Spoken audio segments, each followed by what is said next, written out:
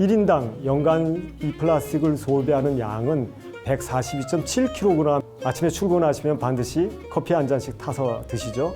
만약 그걸 하루에 3잔 드시는 분이라면 75,000개의 미세 플라스틱을 일회용 컵을 통해서 먹게 된다. 우리 몸속에 들어와서 불임이나 암이나 또는 기형, 갑상선 기능과 뇌 기능 이런 데 이상을 일으키는 거죠.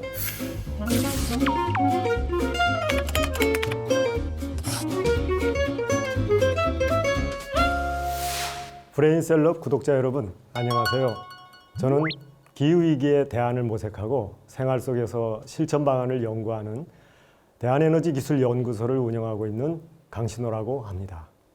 대한에너지기술연구소는 플라스틱을 비롯한 이 재생 불가능한 물질을 남용하지 않는 그러한 삶의 방식을 연구하는 곳이고요. 좀 더 생태적이고 또 인간 중심의 그러한 기술 사회를 만들어 나가는 데 도움을 주려는 그런 노력을 하고 있습니다. 모든 물질은 분자들이 모여서 그것이 덩어리가 되거나 액체가 되거나 기체가 되는데 이거를 인공적으로 합성해서 만든 것이 바로 플라스틱이라고 하죠. 여러분들이 많이 쓰시는 컴퓨터 케이스, TV 케이스, 장난감, 그리고 페트병, 병 뚜껑, 우리가 일상생활에서 많이 쓰는 문구류, 집에서 눕거나 뭐 하시는 그런 장판, 이런 것들이 다 플라스틱이죠. 심지어는 우리가 입고 있는 옷들도 플라스틱입니다. 이런 고형 플라스틱 외에도 비닐도 사실은 플라스틱입니다. 그래서 이 비닐은 정확한 명칭이 필름형 플라스틱 이렇게 표현을 하게 돼 있죠. 보통 포장재용으로도 많이 쓰이고 또 농사 지을 때 멀칭 또는 그런 하우스용 비닐, 또 뭐 음식을 담고 그거 새지 않도록 덮어 씌울 때 비닐랩을 쓰기도 하잖아요. 그것도 다 플라스틱입니다. 자, 그러면 액체 형태의 플라스틱도 있을까요? 당연히 있죠. 고분자 물질을 어떤 용제에 녹여서 그걸로 바르면 바로 페인트가 되죠. 그래서 이런 것들을 도료용 합성수지라고 합니다. 우리 생활에서 또는 건물이나 구조물이나 뭐 이 생활 소비재 중에서 플라스틱을 안 쓰는 부분이 거의 없다고 보시면 됩니다.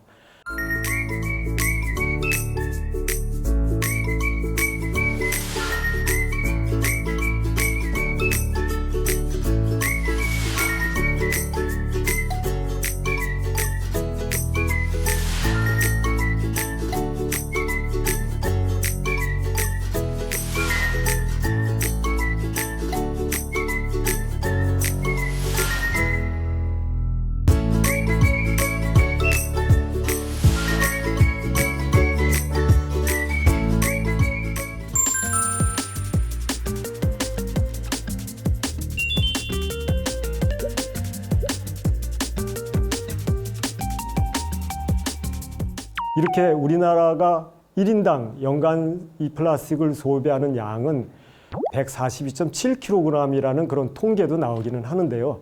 이거는 결코 자랑스러운 수치는 아닙니다.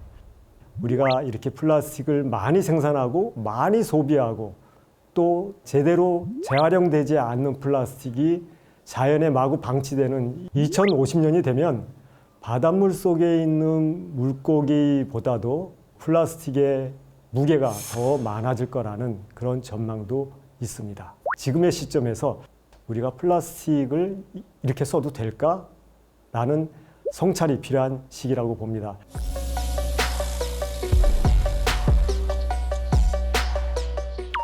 전 세계에서 유통되고 있는 생수병을 구입해서 약 259개를 구입해서 분석을 해봤습니다. 그랬더니 그중에 93%에서 미세 플라스틱이 나왔다고 그러죠. 아침에 출근하시면 반드시 커피 한 잔씩 타서 드시죠. 그 일회용 컵은 종이로 되어 있지만 그 내부는 폴리에틸렌이라고 하는 플라스틱으로 코팅이 되어 있습니다. 그래야 이제 물이 새지 않죠. 평상시에는 아주 매끄럽고 물이 새지 않는 그러한 코팅막이 갑자기 뜨거운 온도에 노출이 되면서 표면에서 미세하게 플라스틱이 떨어져 나오게 되고, 그래서 연구 결과에 따르면 가장 많이 나온 미세 플라스틱 개수가 25,000개인데 만약 그걸 하루에 3잔 드시는 분이라면 75,000개의 미세 플라스틱을 일회용 컵을 통해서 먹게 된다. 이런 통계도 있습니다.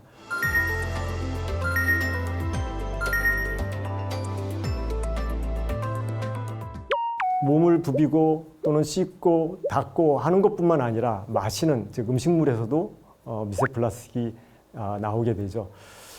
이것들이 수돗물을 통해서 배출이 되면 과연 폐수 처리장에서 제대로 걸러질까요?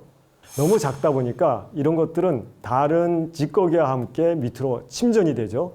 그 침전물 덩어리는 꺼내서 농지에다가 뿌리게 됩니다.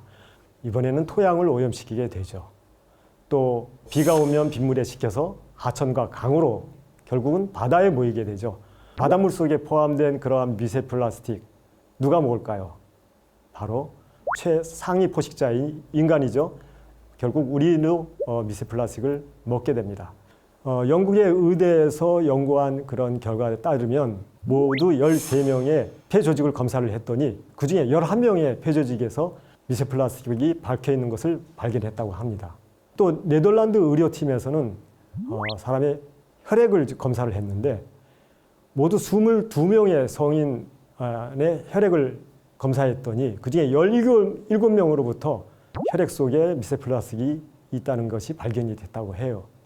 아기들 배변 속에서 다량의 미세 플라스틱이 발견이 됐다는 거죠. 그렇다면 아기들은 어떻게 미세 플라스틱을 섭취하게 되었을까요? 바로 분유병입니다. 폴리프로필렌, 즉 PP를 쓰게 되어 있습니다. 여기에 뜨거운 물 확 붓고 그 다음에 분유를 타고 젓고 이런 과정에서 미세 플라스틱이 만들어지고 이것을 아이는 열심히 먹게 되는 거죠. 그러다 보니까 아이가 미세 플라스틱을 섭취하는 양이 성인 못지않게 높다라는 그런 얘기가 나오고 배변 속에서 발견이 됐다라는 겁니다. 미세 플라스틱은 대개 이제 아까 5mm 이내라고 말씀을 드렸죠. 근데 이것들이 자연적으로 점점 현저하게 작아지면 초미세 플라스틱이라는 말을 씁니다. 이런 것들이 만약에 모공, 이 피부에 그대로 묻게 되면 자연스럽게 모공으로 들어가는 것은 1도 아닙니다. 피부 세포막을 뚫고 혈관으로 함유하는 것은 또 1도 아니죠. 만약에 호흡기를 통해서 몸속에 들어오면 자연스럽게 폐에서 혈액을 통해서 온몸으로 퍼지게 되고 불임이나 암이나 또는 기형 또 갑상선 기능과 뇌 기능 이런 데 이상을 일으키는 거죠.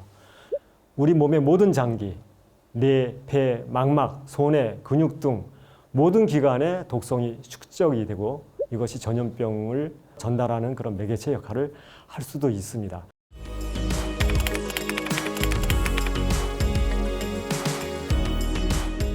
전자레인지에 넣어가지고 음식을 데운다 그러면 전자레인지 속에서 거의 뭐 100도 가까이 음식이 이제 뜨거워지잖아요. 그런 과정에서 플라스틱 표면에 있는 미세 플라스틱들이 떨어져서 음식물에 섞일 가능성이 훨씬 높습니다.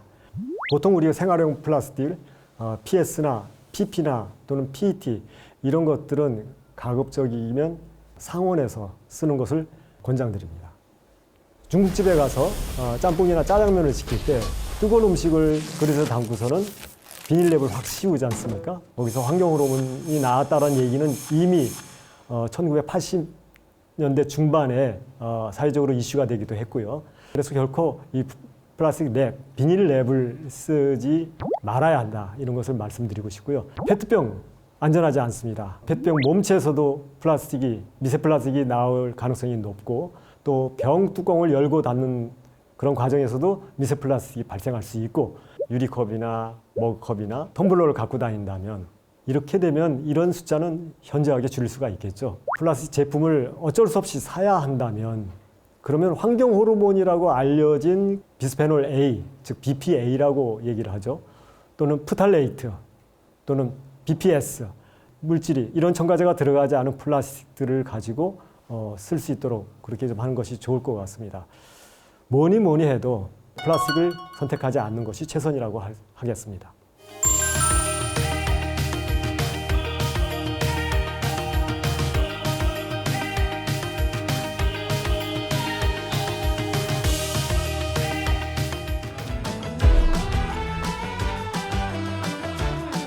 2019년 상반기에 733톤, 2020년 상반기에는 848톤, 청계천에서 발견된다는 그 수달의 배설물에서 미세 플라스틱이 발견됐고요. 어떤 플라스틱은 태울 때 끓음이 엄청나게 나옵니다. 그 끓음 속에는 이를테면 다이옥신 같은 발암물질 중에 가장 강력한 그런 오염물질이 나올 수도 있죠.